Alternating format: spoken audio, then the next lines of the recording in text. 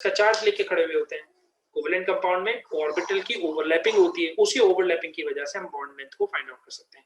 इस तरह के मॉलिक्यूल को जिसके अंदर ये हाइड्रोजन बना आपके पास इस वक्त, ठीक है, इसकी ओवरलैपिंग के बाद इसका जो स्ट्रक्चर दिखेगा वो कुछ यूं दिखेगा। चूंकि इसका लोब है ना, ये दोनों लोब्स बन गए, ये मैंने पीछे भी बताया था आपको, तो ये लोब कुछ यूं दिखेगा अब आपको, कि मैं ये बीच में से ये चीज हटा दूं तो सिर्फ ये और ये, तो आप दिखेगा आपको कि हाइड्रोजन कुछ यूं दिख रहा होगा ऐसे,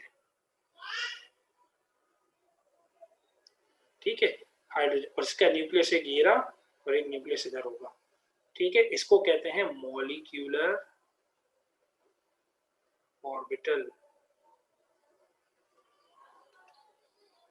और इस थ्योरी को कहते हैं molecular orbital theory, MOT। O level में, इसलिए आपको ए लेवल में बहुत सारे टीचर्स ये क्लेम करते हैं कि जो कुछ पढ़ा था गलत पढ़ा था। ये बिल्कुल गलत बात है, ऐसा नहीं है, क्योंकि ये चीजें आपने वहीं पढ़ी थी लेकिन इसकी डिटेल नहीं पढ़ी थी, तो अब आपने उसकी डिटेल समझ ली, ठीक है। नंबर 1, अब इस पैराए पे हाइड्रोजन ही बनता है जब S से S जुड़ता है, ठीक है। अब हम बात करेंगे जब S से P जुड़ जाए, तो ऐसा ऑर्बिटल जिसके अंदर S से P जुड़, अब देखो ये जो एक्सटेंड है ना, ये जो एक्सटेंड है इतना सारा, ये इसके अंदर पूरा इसके अंदर ओवरलैप कर गया, इस वजह से ये स्ट्रॉन्ग बॉन्ड बनाता है, and this bond is known as sigma bond, ये सिग्मा बॉन्ड। इसके बाद जब आपके पास बी कैटेगरी आती है, उसके अंदर आपके पास होता है S से जब P जुड़ता है, ठीक है, S से P की overlapping of S and P in order to make a sigma bond, ठीक है। चलिए जी,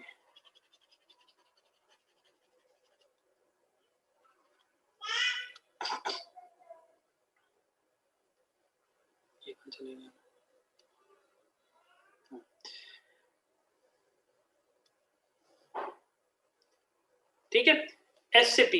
अब मान लीजिए कि आपके पास एक S वाला है कोई भी, जैसे हाइड्रोजन, सबसे बेस्ट एग्जांपल हाइड्रोजन फ्लोराइड की होती है। हाइड्रोजन फ्लोराइड में एक हाइड्रोजन है जिसकी कॉन्फ़िगरेशन 1,1 है, इसका इलेक्ट्रॉनिक कॉन्फ़िगरेशन देखोगे तो 1s1 सिंपल। एक है फ्लोरीन, इसका नंबर है 9, कॉन्फ़िगरेशन देखोगे तो 1s2 2s2 2p5 5 6 7 8 9। अब जब तुम इसका P को खोलोगे तो इसके P के अंदर कितने इलेक्ट्रॉन्स हैं, तो हमें पता है कि 1 2 3 4 5। अब कहने को px में 2 हैं, py में 2 हैं और pz में कितना है, 1 है, इसीलिए मैंने कहा था उसको सिर्फ p रखना। कुछ लोग इसको कहते हैं px में s से px को जोड़ना है, अब px तो खाली ही नहीं है भाई, कहां से जुड़ेगा, pz खाली है, ठीक है ना।